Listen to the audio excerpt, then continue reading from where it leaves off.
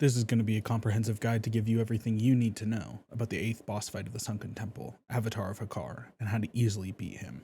After you defeat Aranicus, you must make your way back to the circular arena where we fought the defenders and twin dragons Dream Scythe and Weaver. You'll see a new hallway that has 2 openings on the map leading to the same room. You'll have to clear trash through one of these hallways and make your way to a room with a circle of bones with a large candle in one corner.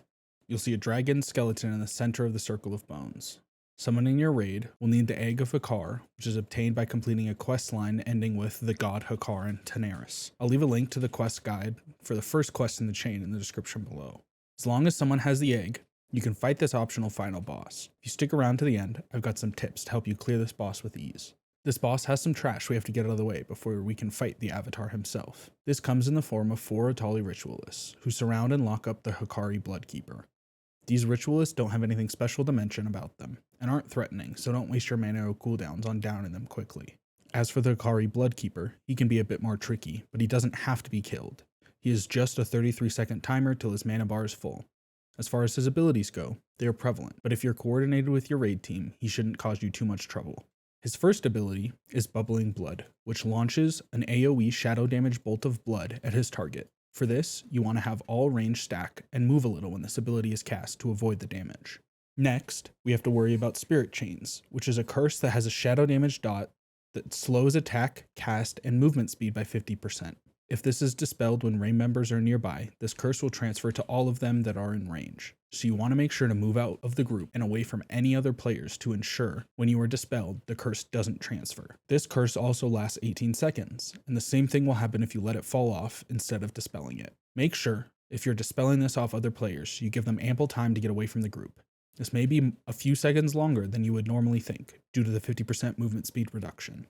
His last ability, Frightsome Howl, should be kicked whenever it is cast. After 33 seconds, the Bloodkeeper will have regained its full mana bar, spawning the Avatar of Hakkar and starting the actual fight. The Avatar of Hakkar is a fairly easy final boss, and a nice capstone after the last few intensive and rather grueling fights we have just completed.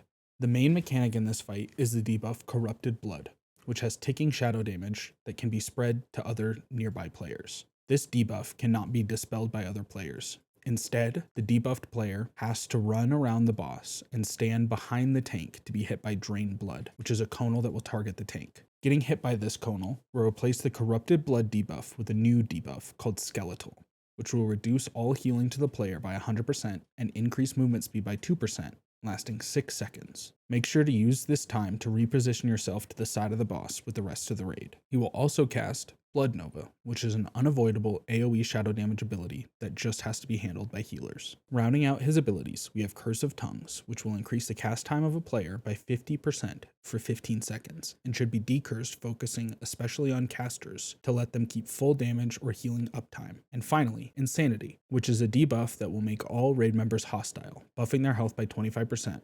Which should be handled carefully as to not kill the player that is now hostile. This player can be hit by cleave or AoE from the raid, so watch out.